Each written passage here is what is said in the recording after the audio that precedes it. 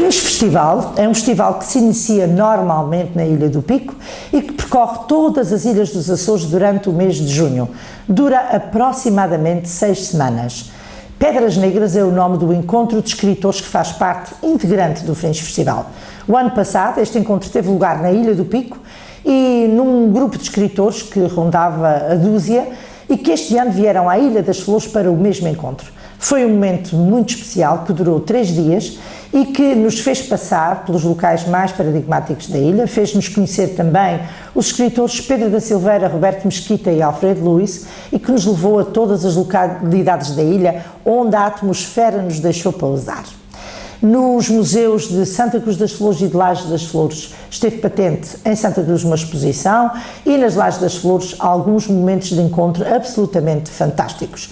Pudemos reunir com os escritores de outras ilhas algumas pessoas da Ilha das Flores e a Costa Ocidental, com José Sepe e Gabriela Silva, fizeram o registro dos melhores momentos.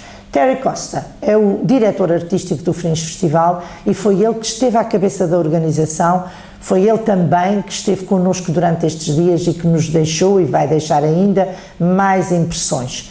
Deste encontro, Costa Ocidental registou momentos muito especiais com os quais vão ficar para a posteridade e para que daqui a 20 anos possamos todos ver como éramos naquele tempo.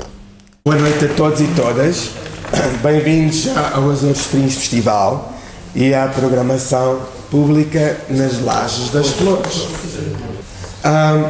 Hoje vamos conhecer um pouco de cada um dos escritores e das escritoras que estão connosco aqui na Ilha das Flores para este segundo encontro de escritores, o Pedras Negras. O ano passado fizemos pelo primeiro ano na Ilha do Pico, este ano aqui nas Flores e espero que seja um projeto que continue. Nada disto seria possível se não tivéssemos os nossos parceiros, os nossos colegas, os nossos fringers, todos a participar. Muito obrigado à Câmara Municipal das Lajes das Flores por acolher este grupo fantástico e nos providenciar transporte e este belíssimo espaço aqui, o Museu das Lajes das Flores. Hoje, vou dividir isto em 3 partes. Primeiro, vamos ter uma pequena apresentação da Maria João Dodman, que investiu para vir ter connosco, veio do Canadá, então vai partilhar um pouco da sua experiência, do que tem a ver também com a própria escrita, entre as comunidades, a diáspora e os Açores, a Universidade de Horta, onde ela está, a sua experiência com os Açores. Boa noite a todos, eu vou-me sentar aqui. O título que eu tinha dado a isto era Açores, açorianidade, escrita e terceiros espaços na diáspora canadiana. Basicamente eu queria vos falar um bocadinho da experiência de ser açoriano no Canadá e da outra experiência que é escrever em português ou escrever em inglês da parte dos açorianos ou sobre os Açores no Canadá, que é ainda outra experiência. Desde o início, a imigração canadiana para o Canadá já é uma imigração com mais de 50 anos de vida, mas desde o início que as coisas têm sido bem difíceis para os açorianos no Canadá. E tem havido, no processo, na saga migratória, tem havido umas características bem interessantes que até de certa forma têm afetado muito negativamente a produção literária dos açorianos no espaço canadiano. Embora hoje em dia se observe muito menos, desde os inícios tem havido uma divisão muito pronunciada no Canadá entre portugueses continentais e açorianos. Os madeirenses até não sei onde cabem, porque raramente se fala nisso, embora haja também uma comunidade madeirense muito importante no Canadá. De onde é que isto vem? Isto vem de inicialmente os açorianos que iam para o Canadá.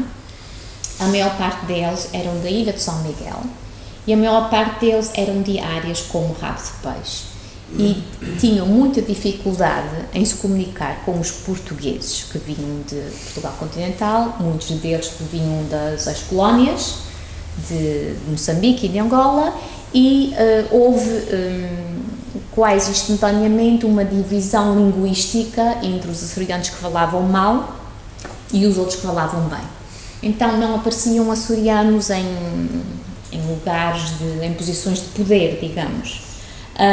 Eles tinham os sotaques bem carregados e até há bem relativamente pouco tempo não se via açorianos, ou neste caso canadianos de origens açorianas, em posições públicas, como hoje em dia já vemos.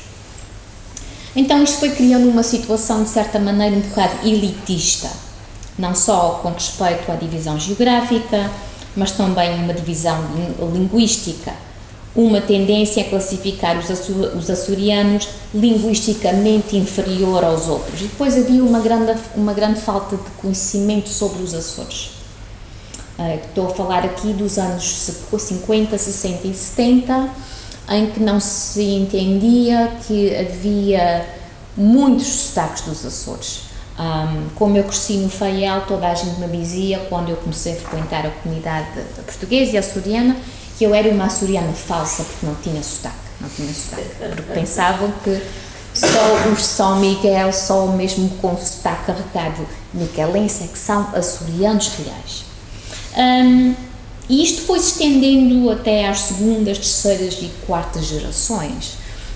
Hoje em dia há muitos alunos aí de 20 e poucos anos que são os pais ou os avós vieram dos Açores e eles falam muito pouco português, porque também os açorianos romperam drasticamente a relação que tinham com Portugal, enquanto os continentais tinham outro tipo de relação, regressavam. Os açorianos tiveram muitas décadas que não regressaram aos Açores, que não exporam, que não quiseram expor os filhos. O caso talvez mais conhecido no Canadá é o caso do escritor canadiano Anthony de Sa, que os pais emigraram para o Canadá e foi decidido instantaneamente ao chegar ao Canadá, isto é o Canadá, só vamos falar inglês em casa. Portanto, rompeu-se também com os Açores porque a maior parte desses imigrantes foram marcados muito severamente pela miséria que então se vivia nos Açores. Então isso também afetou muito negativamente. E depois havia aqueles alunos que chegavam e que me diziam eu não falo português porque eu falo mal. Eu falo com os meus amigos, mas eles riem-se quando eu digo piugos, por exemplo, esse tipo de coisas assim. Então havia certas atitudes, não é? Depois, há também no Canadá um outro grande problema, que é um problema bastante importante, que é a falta de desempenho escolar pelos lusodescendentes. Os lusodescendentes no Canadá têm o maior problema de desempenho escolar. São os que têm o maior, o que eles chamam dropout rate, não completam a escola secundária. Portanto, isto também, claro, como vocês estão a imaginar, isto serão poucos aqueles açorianos que realmente se vão dedicar à escrita. Mas há casos bastante interessantes, não? Há um outro assunto no Canadá que é também importante a considerar. Quando falamos de autores portugueses ou lusodescendentes que escrevem em inglês ou em português.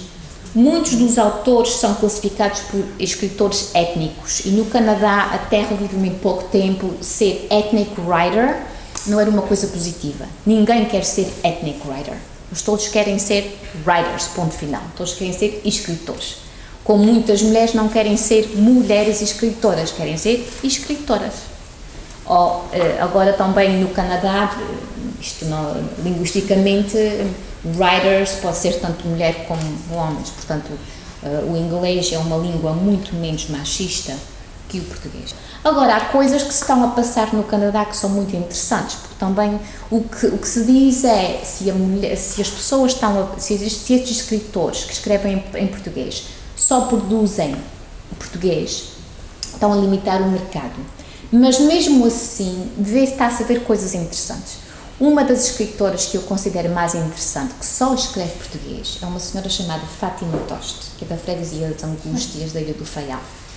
O homem tinha que aprender só uma coisa, como ir e regressar do trabalho. Elas integraram-se, Elas foram com as amigas para as suas aulas de yoga, elas fazem estas coisas todas na comunidade e também muitas delas, e há estudos feitos nestes assuntos, tiraram aulas de inglês sem os maridos saberem. Não havia necessidade delas aprenderem. O sonho do imigrante leva-o à Terra Nova, eventualmente a Toronto, cidade multicultural, mas muito marcada por uma presença portuguesa. Mas este sucesso está marcado também muito por contradições, desilusões, impossibilidades linguísticas, culturais e emocionais. O sonho de fazer a América não se concretiza. Por que é que não se concretiza nos filhos? Isto é um grande problema que revelam os descendentes dos açorianos. Porque os açorianos, quando emigraram, puseram esta pressão toda nos filhos. E os filhos tinham que ser médicos, tinham que ser advogados, tinham que frequentar a escola e tinham que vencer. Há outras coisas que eu lhes podia falar, posso partilhar isto com vocês depois, se têm interesse, como se tem desenvolvido, mas vou parar por aqui. Obrigada. Obrigado, Maria João. Depois, a segunda parte, vamos conhecer todos os escritores que, é claro, tem aqui uma montra fantástica de livros.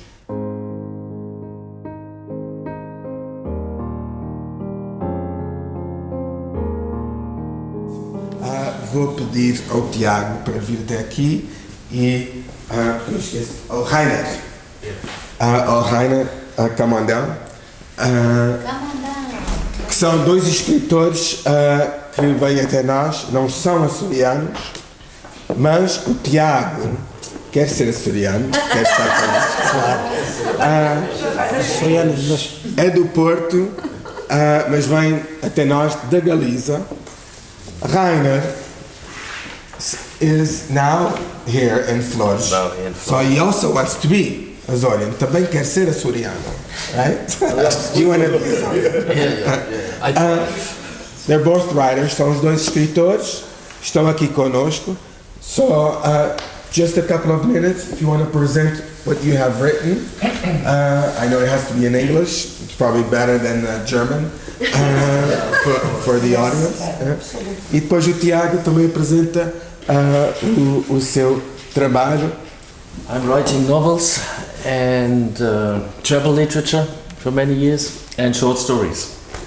And the last two books of mine, they have been two crime fiction stories, which are more or less written on Flores, because I always went, the last 10 years, I went always in winter, I went to Flores to write my books. And so there's always a little bit Florish in it. And there's an elder novel about a literary road novel. What I thought, what I read, is just a very short piece of my first book, which was poetry. It was from 2000, so it's 16 years ago. But I will read maybe very little German. It's two very little poems, and the thing is someone in a train driving through the landscape. So both poems are. One is just he's driving with that train and he sees a kind of field which is open for crops, well, there's a brown open field, and it reminds him on the sea, that's all. And on both sides you have crows flying off when the train goes through. But I read it in German. Plötzlich Felder. Eine braune, aufgewühlte See, wo es keine Schiffe gibt, nur ein paar Krähen. Als der Zug hindurchstößt, fliegen sie auf, zu beiden Seiten. Read it maybe again, because they're very short. So it's more like a haiku. Plötzlich Felder. Eine braune, aufgewühlte See, wo es keine Schiffe gibt, nur ein paar Krähen.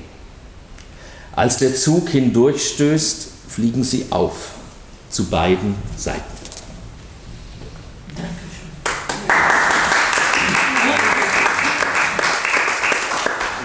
Another little one is called Lorelei. Lorelei is a very famous figure from fairy tales, and it's a lady sitting on a rock on the river of Rhine, has not much on, and all the sailors are watching and watching, and then they get drowned in the River Rhine.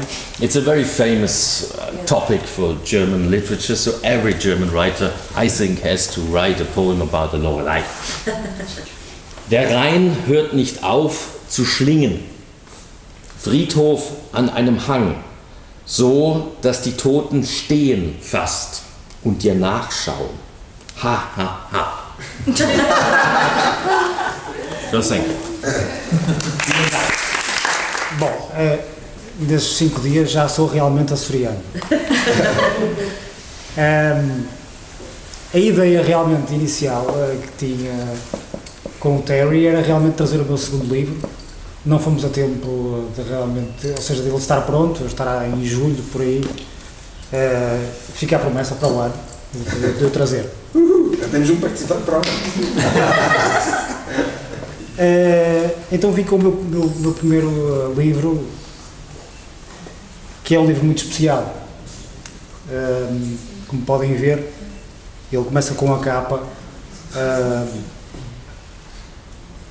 que realmente tem ou não alguma singularidade, mas eu fundo eu começo pela capa porque realmente ela ainda hoje me fascina, não é? No fundo a ideia era tentar realmente encontrar um sítio onde os homens fossem todos iguais, e se há realmente sítio onde os homens são todos iguais e as mulheres, é numa retrete. E penso que, já falámos ontem disso, era uma representação do mundo. E acho que neste pequeno desenho, não é um desenho, realmente era um retrato que existe, tentei representar o mundo aqui. Bom, é um livro que foi editado pela editora que eu fundei em 2006 como um projeto universitário e que a editora ainda hoje existe. Eu sou neste momento, digamos, um conselheiro da editora, não tenho um papel ativo, mas que tem também este lado simbólico, não é? É um livro produzido pela editora que eu fundei e que ficará sempre marcado em ambos os aspectos da minha vida, profissional e da escrita. E pronto, basicamente é isto. Só para vos ficarem com uma ideia, como é o livro, vou-vos ler um textinho rápido. É um livro que tem diálogos e tem textos curtos, uma espécie de contos, retratos da nossa vida surreal. Este chama-se E o Televisor Conversava. Eram 3. Ele, ela e o televisor. Estavam reunidos numa acanhada sala de estar. E ele e ela, sentados sobre um pequeno sofá de 3 lugares, estofado a um couro desbotado, que por vezes se tornava teimosamente escorregadio. O televisor, esse, estava sobre uma arca de madeira antiga, que exibia nas suas extremidades pequenas figuras eruditas em ferro fundido. De frente para eles, o televisor conversava, estrepitosamente, desconexo. Outras vezes parecia articular discursos extremamente precisos, loquazes. Eles ouviam-me com uma atenção hipnótica. Consideravam-no um interlocutor de referência, um enorme conhecedor do mundo, das coisas da vida. Ele sabia de tudo e muitas das vezes era referência mestre de qualquer acontecimento passado. A sério que é verdade? Disse o televisor. Agora ali estavam, uma vez mais, a ouvi-lo num mutismo profundo.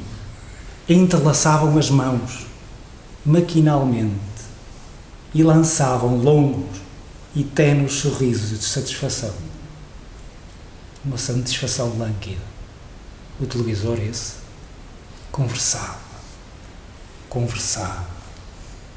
E aquele senhor está ali a dormir. Obrigado. Vamos continuar, vou pedir aos 3 vencedores, temos connosco 3 vencedores do Prémio de Escrita da Biblioteca Artes. Vocês já sabem quem são, o Nuno Rafael Costa, o Pedro Paulo Câmara e a Carolina Cordeiro. Vou-vos dar, claro, mostram os livros que vocês tenham, mas gostava de muito contassem uma história curtinha, uma anedota, uma história que tenha a ver com a vossa escrita, a vossa carreira, ou algo assim, só para irmos modificando aqui a estrutura. Boa noite, eu sou o Pedro e sou o mais antigo vencedor do concurso criado pela Mirateca, que já foi há 4 anos atrás. Entretanto, já havia começado a publicar e em 2011 publiquei este livro, o Perfumes, porque eu acho que para mim a poesia é exatamente isto, é um perfume que está entranhado dentro de mim e do qual eu não me consigo afastar, é quase um perfume natural. Depois publiquei o Saliências, também a poesia, e a título individual, uma das minhas últimas publicações é este romance histórico, Cinzas de Sabrina. E como o Tério pediu para nós partilharmos uma experiência única relacionada com a nossa vivência enquanto escritores, acho que só 2 pessoas nesta sala que sabem isto que eu vou contar. Este livro deu-me um gozo imenso criá-lo de raiz dentro de mim e vivê-lo intensamente. Eu tinha uma determinada ideia quando comecei a escrever o romance, já sabia qual é que iria ser a minha personagem principal, e à medida que fui escrevendo, a minha personagem principal começou a desvanecer-se. E eu comecei a desgostar-me dela e comecei a apaixonar-me por outra personagem. E no final da obra eu não sei qual delas efetivamente é que será a personagem principal. Mas sei que a minha personagem favorita não é aquela que eu já havia criado no início da obra. E entretanto, o livro saiu, foi publicado, teve uma crítica bastante positiva e um dia recebi uma chamada de um presidente de Câmara que me disse que se eu quisesse vingar nos Açores, eu não poderia colocar alguns destes conteúdos dentro da minha obra. Porque aqui tem uma relação homoafetiva e que uma relação homoafetiva no meio cultural açoriano não seria bem-vinda pela crítica. Eu achei curiosíssimo, obviamente que fiquei com vontade de escrever a sequela. Entretanto, a minha última colaboração foi neste livro, que é extremamente simpático e que é por uma boa causa. Intitula-se O Lado de Dentro do Lado de Dentro e é um projeto social e é um projeto cultural, é um projeto educativo que pretende levar a literatura às cadeias e assim oferecer aos reclusos uma forma de estarem livres. Muito obrigado. Muito boa noite, antes de mais. Prazer conhecer aqueles que quem hoje vejo pela primeira vez. E indo um pouco ao encontro daquilo que o Terry aqui pediu, não vos vou amassar com leituras de parágrafos das obras que escrevi, mas vou tentar transportar-vos do ponto de vista da ideia para dentro do livro. Ou seja, certa vez, e este é um exemplo, em Lisboa, fui convidado, entre outros amigos, para irmos a um apartamento que fica ali para os lados de Santos o Velho, onde o senhor, um dono angolano, era famoso por oferecer uma bela cachupa. E nós achámos curioso o facto de não só aquele apartamento digamos, o pagara um senhorio, mas como também subalugava o espaço fazendo dele um restaurante onde oferecia a cachupa. E muitos gostavam de facto daquele espaço. E então nós lá fomos, grupo universitário, comer a cachupa, maravilhados, com todo aquele ritmo e sabores africanos e, claro, regámos bem aquilo que comemos. E, entretanto, terminou a festa e aquilo era num quarto andar. Deu-se o caso de eu ser uma das primeiras pessoas a descer as escadas. E quando desço as escadas, curiosamente, está uma rapariga a um canto, uma vez que era uma escada quase numa forma geométrica, está a um canto e quando se dá o momento em que eu estou, portanto, a descer as escadas, a rapariga sai desse canto escuro, de alguma maneira, vem ter comigo e, sem dizer nem ai nem ui, dá-me um beijo na boca. Claro, galhofa, da parte dos meus amigos, sortudo, essas coisas todas. E quando ela acaba de me dar um beijo, tal e qual como não se apresentou, afasta-se para esse mesmo canto e só me diz: eu beijo bem, não beijo. Curioso. Pronto, aquilo tudo passou, desci as escadas, estamos já na rua e eu depois, entretanto, penso, alto lá, nunca fui eu o beijado, porque ela beijava assim a imagem de alguém através de mim. E daí ela me ter perguntado se ela beijava bem. No fundo, ela não estava a confirmar comigo o beijo, mas estava através de mim a pedir uma confirmação àquele que a recusou. Ora, eu fiquei de alguma maneira magoado, porque fui usado. Certo? Mas como jovem que era, foi um tipo de mágoa que me passou ao fim de 15 minutos.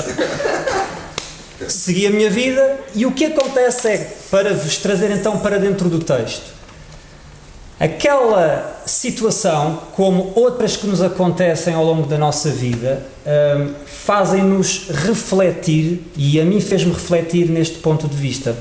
Se muitas vezes nós, quando estamos diante de uma pessoa, estamos verdadeiramente diante daquela pessoa ou da imagem de alguém que transportamos para aquela pessoa que está à nossa frente. E, por exemplo, essa é uma questão que eu transporto para um conto de um meu livro.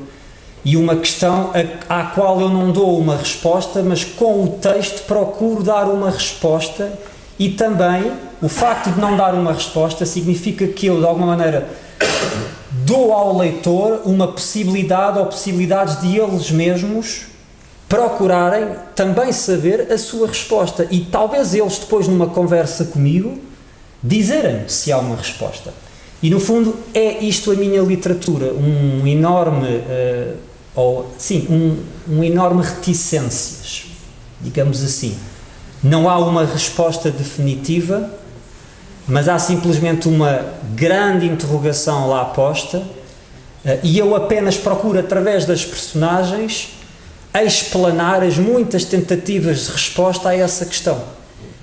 E é isto, no fundo, aquilo que eu trago ao longo de todos os meus livros. É esta demanda que nós, seres humanos, temos diariamente ou semanalmente ou pontualmente na nossa existência de procurar responder a qualquer coisa que diz respeito a nós mesmos.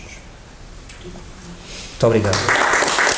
Olá a todos, o meu nome é Carolina Cordeiro e só há pouco tempo é que eu me dei consciência, que tive real consciência de que eu sempre, apesar de escrever sobre o tempo, é que eu sempre fui, o tempo andou sempre atrás de mim, porque eu quando adolescente, para tentar passar diferentes emoções que nós passamos quando estamos na adolescência, eu escrevi vários textos que estão aqui, levaram 10 anos a serem escritos, e o texto que abre o livro da Clarice Nunes Durval é Abranda o Tempo. Eu vi num grito surdo do tempo uma voz que me dizia degradantes histórias de culpas e dúvidas, no contar enegrecido de beijos não dados. Foi do vento que senti a emoção que dar-se, a afrouxar-se dentro de um peito a bater por saudade. Por uma paz de sombra construída, eu levei a um espaço só meu, perdendo uma trilha do tempo que, soprando sem força cansativo, dizia-me: abranda, coração enganador, destemido das mentiras ditas por teus lábios. Abranda, teu pérfido ser, de tantas angústias viveste. Pare e escuta o tempo que o tempo te concede. Abranda e verás o tempo a cair em teus braços e a força a rasgar as tuas entranhas, teu sangue renascido por entre cinzas da tua parca sombra intemporal. Ora bem, eu em 2012 publiquei isto e tinha sido fulminado, entre aspas, pelo tempo. 2013 escrevo o meu primeiro romance, já com o meu nome, e eis que, a acabar o livro, tem uma pequena passagem que diz: o tempo passa de forma diferente nos diferentes tempos do mundo. Mesmo que passe à mesma hora, à mesma guisa, sente-se de forma diferente. O tempo em São Miguel passa de forma única. O tempo nas flores passa de uma forma ainda diferente do que passa em São Miguel. Eu efetivamente sou condicionada pelo tempo. Eu escrevi, neste meu primeiro romance há uma história engraçada que os meus pais sempre me contaram. Eu não sou muito romântica, não sou muito mesmo cor-de-rosa, não acredito em love and pink, not for me. E os meus pais têm uma história interessantemente cor-de-rosa, que é: o meu pai, todas as santíssimas semanas, que meu pai morava, quando solteiro, nas Capelas, que é a freguesia vizinha de São Vicente. Meu pai, todas as semanas que vinha namorar minha mãe, vendia o seu boné ao meu avô paterno. E o meu avô paterno, todas as semanas, lhe dava um tostão para eu poder pagar a caminhoneta para ele ir a São Vicente namorar com a minha mãe. Minha mãe diz, a pés juntos, que todas as santíssimas vezes que ela visse, um dia de manhã, visse um cavalo branco, naquele dia era garantido que ia ver meu pai. Isto está aqui. E eu, quando dei a prova deste livro para uma amiga minha ler, ela sublinhou a dizer: isto não é tu, isto é muito cor-de-rosa, tu vais tirar isto do livro. Eu digo: eu não vou tirar isto do livro porque isto aconteceu mesmo. Isto é tão cor-de-rosa quanto a realidade às vezes, por vezes, é. Por mais cor-de-rosa que eu não seja, há sempre um cor-de-rosa em todos nós. Por mais que o tempo passe de forma diferente, ele passa. Então, o fato de estar aqui convosco é uma belíssima forma de passar o tempo. Muito obrigada. A Associação Miratecard está a trabalhar com a Universidade, com o Departamento de Estudos Portugueses da Universidade da Califórnia em Berkeley, para que seja uma produção entre nós e assim os livros sejam distribuídos pelas universidades da América do Norte.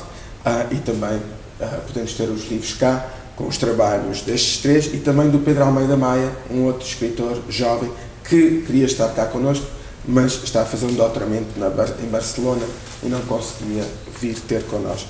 Por isso também chegou o tempo de mais escritores de outras ilhas participarem cada vez mais. A realidade é que dos 27 participantes deste ano, só tinha 4 que não eram de São Miguel, das 27 participações. Por isso fica difícil, quando uma porcentagem tão alta é de uma ilha, de um vencedor ser de outra ilha. Temos a da Ilha das Flores, cá, e temos a da Ilha do Pico. Então, o próximo grupinho que vou pedir para vir cá, porque, mesmo que sejam dois escritores completamente diferentes, têm algo em comum, é que também já escreveram para crianças ou sobre crianças. Da Ilha do Pico temos o José Carlos Costa, da Ilha de São Miguel, a Ana Isabel, por isso o palco é vosso. A minha mala vinha um bocadinho carregada e eu só trouxe um livro de Natal. Aliás, para mim é o mais importante, já que os outros são coletâneas e outras obras com as quais tenho colaborado com colegas, quer da universidade, quer colegas de profissão. E trouxe este, porque é o mais recente, o menos conhecido, e dirigido a um público para o qual raramente escrevemos nos Açores. Só há 2 ou 3 pessoas a escrever para as crianças. Este aqui, amigo, não desconhecia. Portanto, é um livro que nos fala de Natal, mas porque Natal é todos os dias, há sempre uma parte aqui do livro que fala dos Açores, independentemente de Natal. E foca mais ou menos uma história de uma menina cujos pais emigram para o estrangeiro e ela ficou com uma avó. E acaba por descobrir, por mais que goste da sua avó, quer viver com os pais. E então tenta por tudo, de se aproximar dos pais. Como não vê outra possibilidade, escreve uma carta ao Pai Natal e nesta carta pede ao Pai Natal que passe a noite de Natal com ela para que, de certa forma, substitua os pais. E pronto, mas há uma série de peripécias. O Pai Natal, quando vai aos Açores, acaba por também ter um acidente com o seu trenó e, portanto, o livro, além da história em si, acaba por ter uma vertente pedagógica em que, portanto, é encontrada muita poesia para crianças, é musicado, tem um CD com 7 músicas, que facilmente pode ser ouvido e cantado acompanhando as histórias, é ilustrado para que todas as crianças, desde as mais pequenas, o possam compreender, é com um texto dramático, portanto é preparado para escolas e grupos de teatro, para fazer dramatizações em casa também, e por isso cá atrás tem um glossário de teatro, o que vai facilitar a vida a muitas pessoas, e tem também as partituras das músicas para quem gosta de acompanhar a história em si, para quem, como hoje, vimos várias pessoas a tocar os instrumentos, não é? Podem facilmente cantar com as crianças e até com os amigos as canções do livro, acompanhando com os seus instrumentos em casa, que são fáceis, são violas, flauta, violino, para quem quiser, piano, para quem quiser também, portanto tem as patas facilmente de acompanhar. É uma história, como eu dizia, que foca a imigração, foca também muito o elo de cidadania, a delicadeza, os elementos de cortesia, que hoje em dia falha muito, os valores que as crianças, hoje em dia, nós não temos esse cuidado de passar para as crianças. Portanto, é um livro que fala de tudo um pouco e é para todas as idades, embora pareça ser só para crianças. É isso. Bom, boa noite a todos. Já o ano passado, no mês de agosto, estive aqui neste mesmo espaço, dando conta do meu imaginário, da minha vontade de escrever sobre a vivência do povo ilhéu. Comecei a escrever correspondendo a um desafio do Presidente da Câmara Municipal do meu concelho, a quando dos 200 anos da construção da igreja paroquial da minha freguesia. Foi uma missão, foi o cumprir de uma missão. Depois, mais tarde, porque faltava escrever mais alguma coisa sobre a minha terra, voltei a escrever, já tendo um pouco de ficção nesses livros, porque abordei o tema da imigração, da ausência e da fugida para a França, que também era um tipo de imigração para fugir da guerra do ultramar. Abordei o próprio tema da guerra do ultramar, a participação por falta de possibilidades das famílias em irem para o seminário com os filhos, no sentido de se enriquecerem e de formarem a sua vida, e portanto fui escrevendo assim.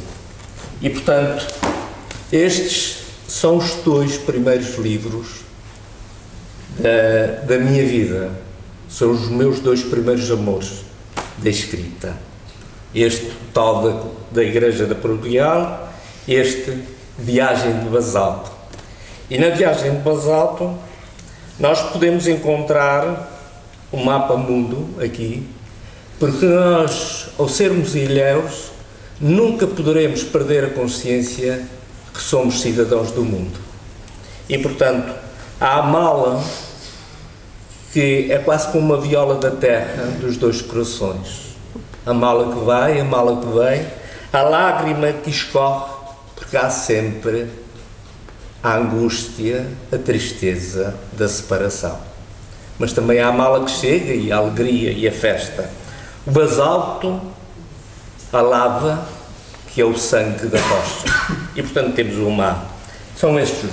Tenho 8 livros publicados e um em colaboração com a doutora Norberta Amorim, que me deu um gosto de falar das famílias da minha terra. Depois escrevi sobre a vida, as vivências dos anos 60 das ilhas. Voltei a abordar as festas, a imigração, o casamento, a caça à baleia, a pesca, a vida do dia-a-dia daqueles que não tinham voz e que eu senti necessidade de lhes dar voz. Não sou eu que estou lá, mas é parte de mim que está lá nesse livro, que é o Milhafo do Arrife, que tive o prazer do ano passado de lançar aqui neste espaço. E que, falando com um amigo meu, Florentino, perguntei-lhe: quantos livros é que devo levar para um lançamento aí nas Flores? Ele disse: me tragas mais de 20.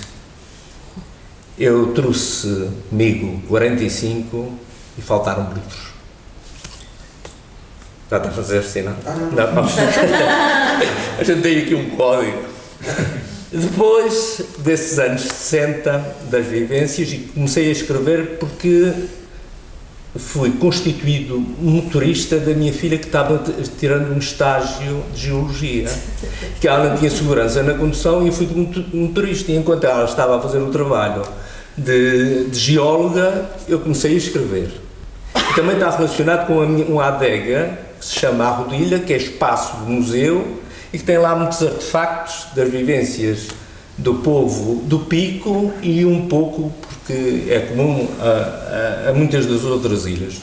Eu, tal como ontem em Santa Cruz fiz este convite, volto a renová-lo neste bonito conceito das Lajes das Flores, e uma vez que vão ao Pico, não se esqueçam de contatar e ir à minha adega à Rodilha, adega familiar, tipo museu. Dos anos 70 tenho este, que também tem um glossário, tem ilustrações a carvão e que tive o prazer de ser a minha própria filha a fazer as ilustrações a carvão. Fala no nascer em casa, na inspeção militar, na consulta médica, nos cursos de corte e costura que se davam pelas freguesias, nos ensaios de música. São 22 capítulos, não vos maço mais. E, portanto, deixei este aperitivo para, se quiserem comprar, está aqui.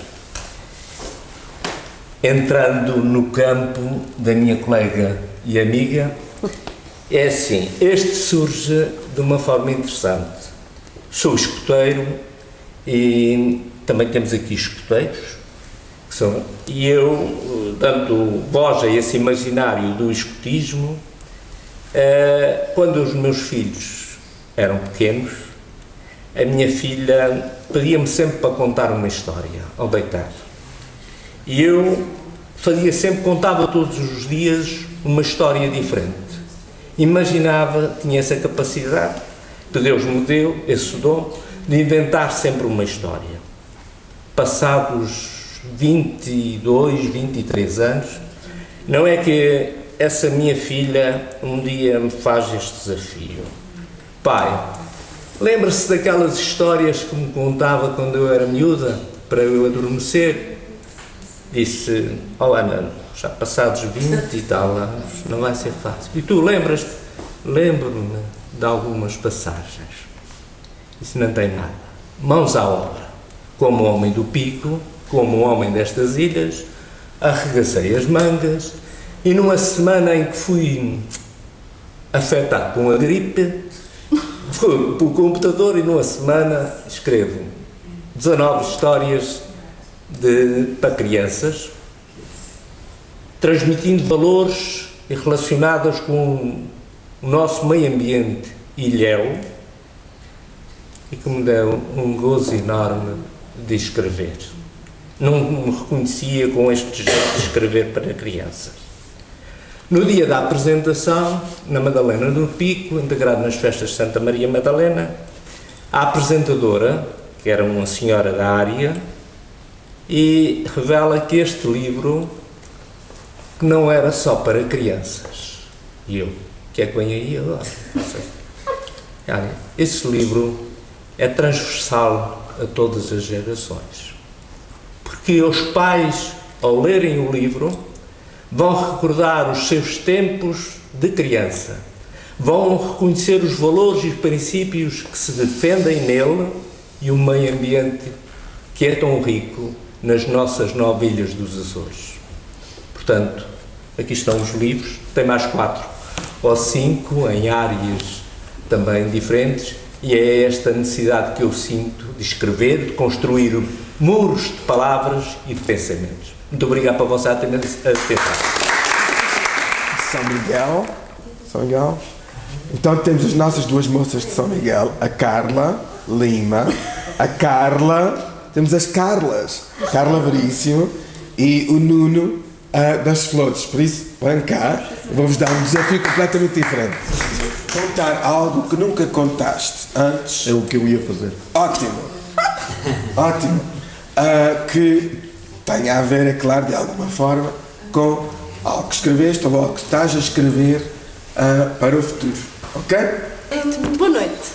Muito obrigada por terem posto aqui os microfones à minha altura.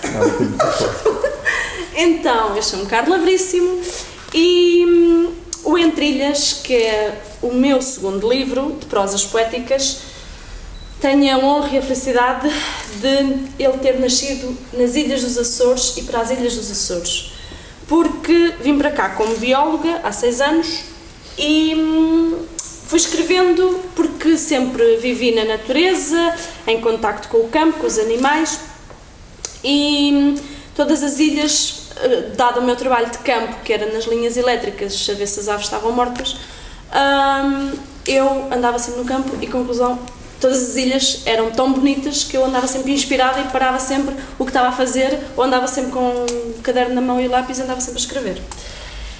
Pronto, e então estou a imaginar a quantidade de aventuras que me possa ter acontecido aí nessas ilhas, inclusive aqui nas Flores, que eu andei aqui no meio das hortenses, toda molhada, em 4 dias que estive aqui, toda molhadinha, só para ver se havia aves batidas nas linhas elétricas, e não havia, mas a Carla ficou toda molhadinha. Então eu gostava de ler 2 pequenos textos que eu escrevi para aquela casa do João e da Nina. O primeiro chama-se Projeto de Pedaços. Saia em busca do que os outros perderam, ora propositadamente, ora sem querer. Recolha o mais que puder, entre talheres, pratos de louça antiga, ossos, madeiras, telhas, pedras, paus, quadros, lápis e outras tantas infinidades de apetrechos, coloque-os em sua casa e pense quantas bocas se abriram àquele garfo, quantas mãos de bisavós lavaram aqueles pratos, quantos animais morreram, quantas árvores caíram, quantas casas foram construídas, quantos vulcões entraram em erupção, quantos galhos foram quebrados, quantas telas foram pintadas, quantos textos foram escritos e quantos outros tantos infinitos universos feitos de pedaços, feitos de todos nós, neste projeto sem fim. Este foi o primeiro. E o segundo, sem nenhuma bola vermelha no canto superior direito e sem segundas intenções, atenção, diz: fiquei ali de boca e aberta. Aberta àquele novo pequeno mundo de pedaços pequenos, de boca escancarada, como se o pouco ar que me fizesse, que entrasse, me fizesse lembrar: respira, respira, respira. Fiquei ali, da porta para dentro, naquele meio muito fora.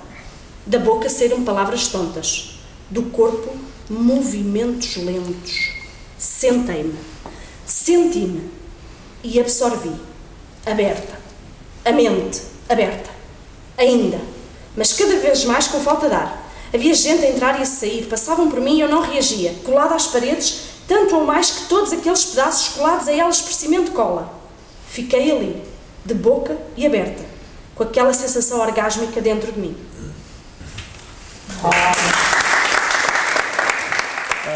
Eu só comecei a falar aos 6 anos de idade, para quem não sabe. Daí veio o problema da minha fala e só comecei. Mas eu tinha uma coisa que era, eu compreendia o que meus pais diziam. Compreendia perfeitamente, não queria falar. E minha mãe andava meio apavorada, só dizia assim: esse rapaz não vai falar na vida, ou que é? O meu pai só dizia: técnico, falta de dar umas palmadas para ver se desenrola a língua. Pronto. Mas se calhar fazia aquilo só para os irritar, não sei. Mas pronto, a partir dos 6 anos comecei mesmo a falar e eles então aí ficaram felizes da vida porque não iam ter o filho mudo e pronto. Então, eu estou a contar esta história porque é assim, é como se eu não quisesse falar para o mundo.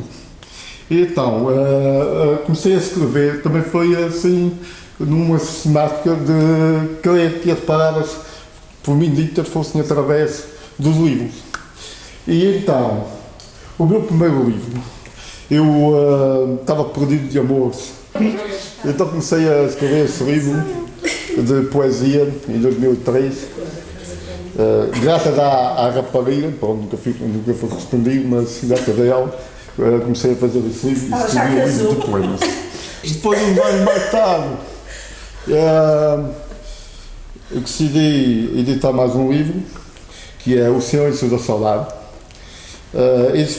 O primeiro fala basicamente sobre o amor e coisas tristes.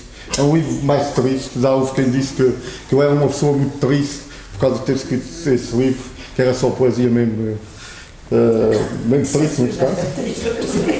Estou a repetir muito. E O Silêncio da Saudade é sobre, mais basicamente sobre a ilha, são poemas sobre a ilha e sobre a vida. Uns anos mais tarde, houve pessoas que me desafiaram a escrever um romance. Então, endoidei por esse tipo de literatura e comecei a escrever o livro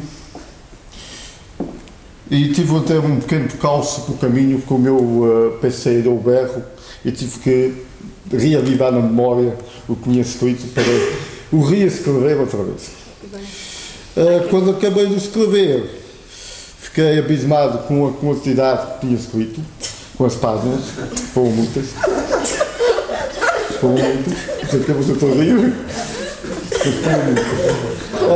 Esse livro tem particularidade que o prefácio dele foi escrito por uma figura pública, que é o Luís Filipe Borges, alguns de vocês devem conhecer, que ele é natural da Coceira, e a meu pedido ele escreveu um prefácio do livro. Pronto, eu vou só ler aqui, só para acabar, um excerto aqui do livro, para vocês terem a noção do que é o livro em si. Refleti muito e acredita mesmo. Não é fácil essas coisas que nos tocam o coração. Nada fácil mesmo. Mas algo tem que ser feito. Eu sei que me amas ainda. E eu também te amo. Sentindo-se muito sozinha, deixou continuar. Ainda lembro-me do tempo em que éramos dois e passámos a ser um só. Onde a viagem era longa como um comboio sem direção e que o amor era interno no nosso coração. Ainda recordo do que me dizias na altura, quando estavas de cabeça baixa, com o olhar na amargura e a alma na lama. Vá, levanta a cabeça, que esse meu coração ainda te ama. O que aconteceu a esses momentos? Foi a borracha da vida que os apagou? Ou um corretor que lhes passou por cima, levando o melhor de nós? E naquela tarde cinzenta, as minhas lágrimas eram as tuas, e juntas formavam um pranto de dor. Eu sem nada para te dizer, e tu sublinhavas a tristeza profunda dos nossos corações. E a cor do teu olhar parecia querer adivinhar que era a despedida de todas as nossas missões e que era essa a última missão. E seria possível sobreviver a ela, depois de tudo que passamos e arriscamos, Jesus na maior missão de todas, chamada amor. Até eu dessa resposta ficou pendente e aí o nosso coração diferente. O meu nome é Carla Lima, tenho 37 anos, sou de São Miguel. Hoje eu vou falar a sério, quer dizer, eu tenho sempre falado a sério, só que toda a gente se ri, mas hoje pronto, eu quero falar a sério porque o Tiago ainda hoje disse: mas Carla, porquê é que toda a gente se ri quando tu falas? E eu disse: olha, não sei, se calhar é porque nenhum deles ainda leu o meu livro. Não, atenção, eu disse fora a Carolina que escreveu o meu prefácio. Porque o livro é realmente sério. E então eu queria falar de uma coisa que é como é que as nossas palavras afetam as outras pessoas. E eu, quando escrevi este livro, nunca pensei em como é que elas iam afetar realmente outras pessoas. E o feedback que eu tenho tido neste último ano e meio tem sido 80%, pronto, excelente, porque realmente há pessoas que são muito más. Mas outras pessoas que leram o meu livro mandaram-me e-mails e mensagens a dizerem que lhes tinha alterado a vida e pronto. E eu vou contar uma história. A minha família é de Água de Pau e é tudo gente simples, tudo gente boa e pessoas humildes. E a minha tia tem a 4ª classe e ela não lê, pronto, ela não gosta. E um dia o meu pai foi lá à casa dela, vê-la, e ele chegou a casa e disse-me: olha, Carla, a tua tia estava em prontos. Quando eu cheguei lá à casa dela, ela estava chorando imenso e tinha o teu livro na mão. Mas o que é que se passou? Ela nem sequer lê, é verdade. E eu estou-me a rir, mas pronto, ela nem sequer lê. E ele disse-me: olha, ela estava em casa, ligou a televisão, disse estava uma seca, a revista Maria também estava uma seca. Vi lá o teu livro e disse: olha, por que não? Pegou e leu o livro em 1 hora e chorou desalmadamente, ficou maravilhada. O livro é meu, mas é verdade. E disse: ficou maravilhada. E disse: António Mariano, que é o meu pai, pronto. A Carla é incrível, que sou eu.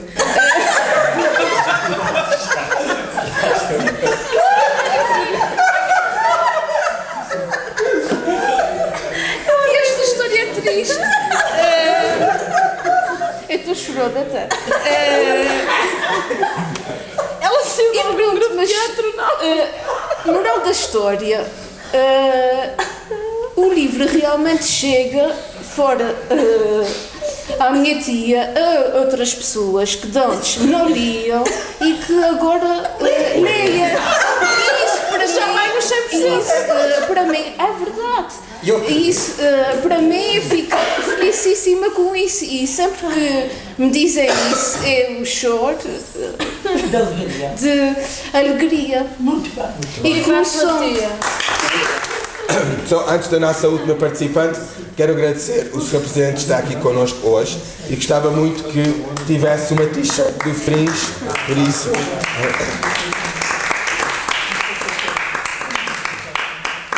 Sr. Presidente Luís Maciel, que não é só um bom homem por ser do Pico, mas cá está, e também é Fringe.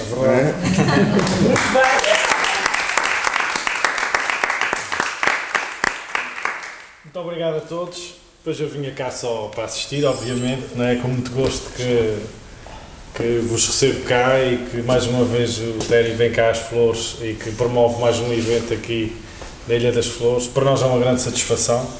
O Terry já por várias vezes tem colaborado connosco e eu fico sempre com a sensação que ele e a Miratec Arts nos dá muito mais a nós do que aquilo que nós damos a ele e à associação, que é sempre muito pouco. Nós, obviamente, que é com muito gosto que disponibilizamos aqui o nosso espaço, que disponibilizamos as nossas casas e que vos recebemos cá, e espero que continuem a cá vir, que estamos cá para vos receber. Okay? Muito obrigado, espero que tenham uma boa estadia e corra tudo bem. Obrigado. Então, a última escritora e apresentadora da noite, a rainha da casa, a nossa Gabriela Silva. Bem-vinda!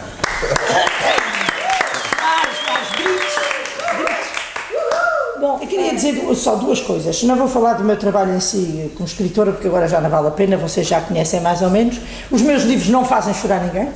Mas o que eu vos queria dizer era o seguinte: há pessoas que são pontes, e há pessoas que são obstáculos, e há pessoas que são anjos.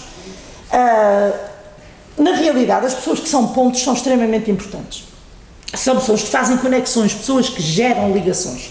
E a verdade é que temos aqui o grande mestre das ligações, que tem sido o Terry. O Terry satisfaz-se com um pouco, e isso é uma qualidade infinitamente importante. Ele não precisa de ter coisas muito grandiosas, precisa de ter as coisas. Ele quer ter as coisas, quer ter os momentos. É muito cumpridor, muito rigoroso naquilo que faz, nasceu no mesmo dia que eu, alguns anos depois, mas uns anos depois de eu ter nascido, no mesmo dia, os anjos devem ter dito: bem, está na hora da gente arranjar alguém para ficar depois. E, portanto, ele, com este rigor, ele consegue realmente trazer conjuntos de pessoas de grande nível. Desta vez, reuniram-se aqui 12 pessoas que são a nata desta região, em termos intelectuais. Pessoas muito diferentes umas das outras, mas nós tivemos aqui, de facto, ter um grupo de excelência. Nós temos que ter, um dos sentimentos para mim mais importantes que se deve desenvolver no ser humano é o sentimento da gratidão. E a gratidão é um sentimento de reconhecimento da alma do outro, daquilo que o outro é como ser humano e daquilo que ele nos trouxe. E de maneira que eu já falei sobre os 3 escritores, e hoje vou dar a voz e a vez a uma pessoa que também me tem ajudado nas minhas conexões, que é o José Sepa. O José Sepa é um artesão da Ilha das Flores, é um tocador de viola da terra, constrói as suas próprias violas, toca e canta, e faz um trabalho que dá pelo nome de Costa Ocidental, que tem um canal na Mel e que tem também muitas visualizações no YouTube, e que tem levado a Ilha das Flores e os eventos culturais da Ilha das Flores aos 4 cantos do mundo. Para este programa vou entrevistar vocês todos nos próximos tempos disponíveis que tivermos, para vocês ficarem com a vossa obra e o vosso trabalho perpetuado. Cada um de vocês vai pensar muito bem no que vai dizer, porque vamos condensar o tempo para que seja uma entrevista doce e forte, para ficar para a posteridade e também para ficarmos com um registro importante deste momento fringe na Ilha das Flores. O José vai terminar em grande esta noite com a sua viola da terra, e dessas interpretações, uma delas é um poema de Pedro da Silveira que ele musicou para a homenagem que a Câmara Municipal fez, e vocês hoje já estiveram na Feijão Grande, ao pé da pedra, ao pé do poema, já tiramos lá uma fotografia que ficará também para a história, e já conversámos muito sobre todos os escritores das flores. De maneira que, tudo suite, vamos passar a ouvir e a aplaudir o José Agostinho Serpa, de maneira que a Luísa passa para a Câmara, o José passa para o palco e eu passo para o público, e vamos aplaudir o José. Já tudo foi dito, a Gabriela é sempre muito simpática com as palavras ditas, tem sempre muito cuidado com elas. Gostaria eu de ler os livros todos. Eu limitei-me a ler, e aí sim, todos os títulos. E que pela vibração que aqui vem nos títulos, tem títulos muito interessantes que eu gostaria imenso de ler. Antes que mais, muito obrigado pela vossa presença.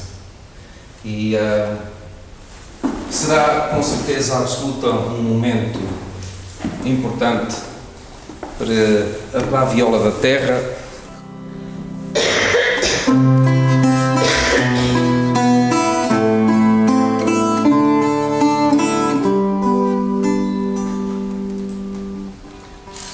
Eu fui nato num vulcão à beira das ondas do mar,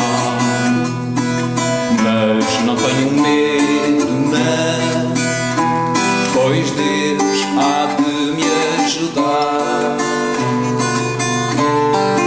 Eu fui nato num vulcão à beira das ondas do mar, mas não tenho medo, não, pois Deus há de me ajudar. Nossos avós, noutros tempos, também sofreram horrores. Era a chuva, eram os ventos, a febre, a peste, os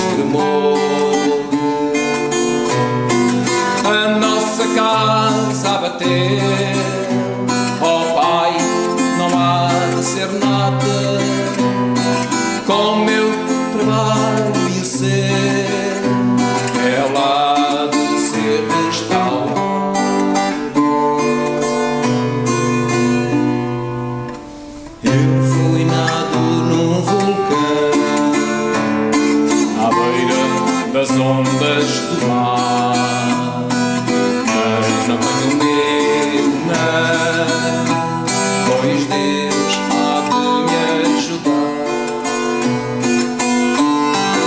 Eu fui nado num vulcão à beira das ondas do mar, mas não tenho medo, não, pois Deus há de me ajudar. Minha pobre mãe, coitada, farta de tanto cuidar, não ficou desanimada e pôs logo a trabalhar. Meu irmão que estás lá fora, também sofrestes comigo, vem ajudar-nos agora, nós sempre contamos contigo. Eu fui nado num vulcão à beira das ondas do mar, mas não tenho medo, não, pois Deus há de me ajudar. Eu fui nado num vulcão à beira das ondas do mar, mas não tenho medo, não, pois Deus há de me ajudar.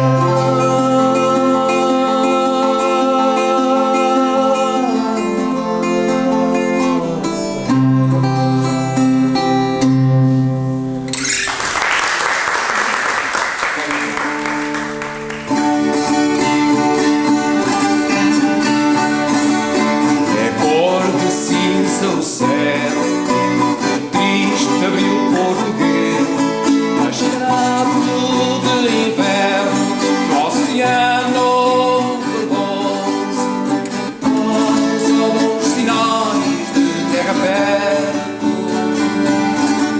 É cor de cinza o céu, triste abril português, mascarado de inverno, no oceano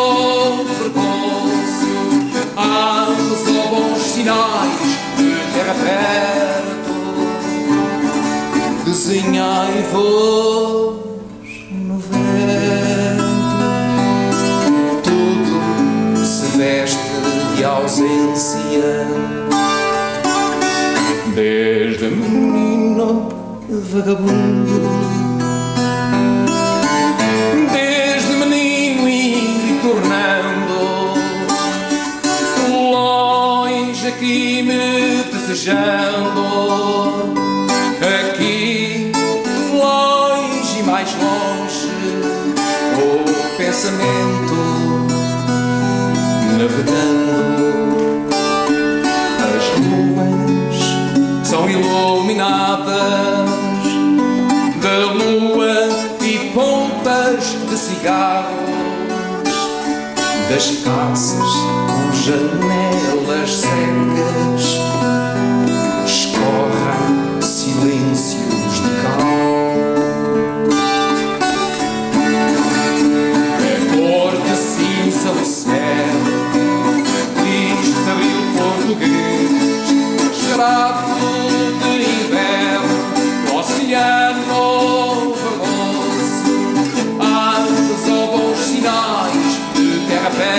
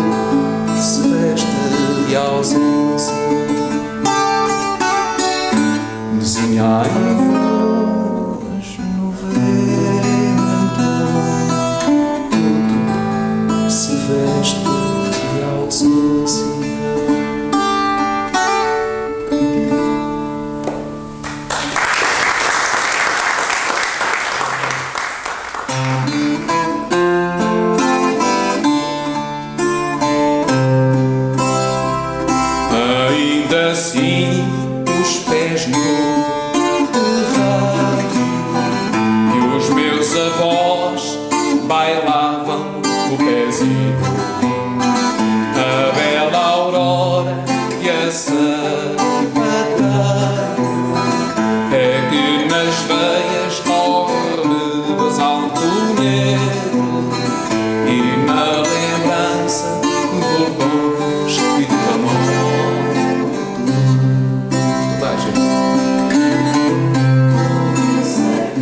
Eu sou das ilhas de Bruma, onde as gaivotas vão beijar a terra. Por isso é que eu sou das ilhas de Bruma, onde as gaivotas vão beijar a terra. Se me falar, trago a dolência das ondas. O olhar é a doçura das lagoas. É que trago a ternura das hortênsias e no coração a ardência das baleias.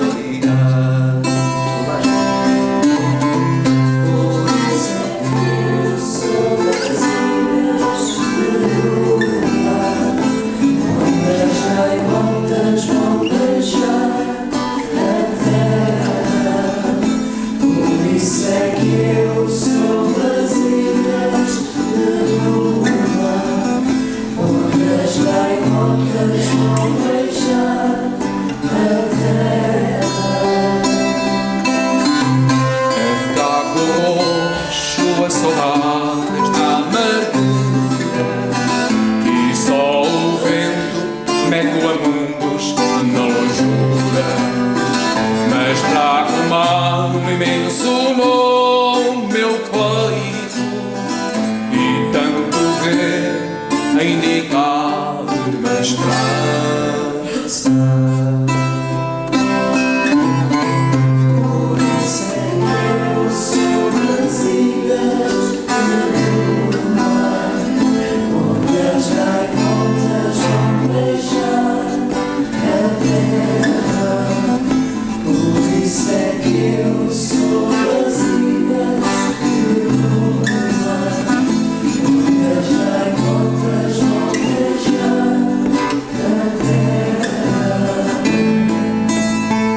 É que nas veias corre-me basalto negro, no coração a ardência das caldeiras. O mar imenso me enche a alma e tenho verde, tanto verde, a indicar a esperança.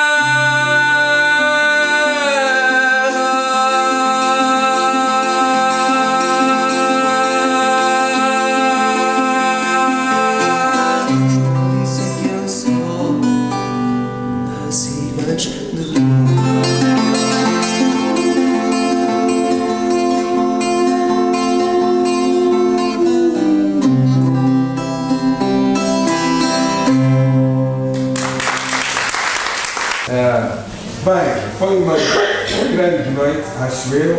Muito obrigado por terem se juntado a nós. Thank you very much for joining us too.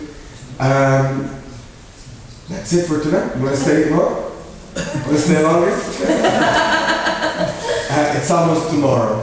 So, acho que são horas de encerrarmos a noite. Muito obrigado.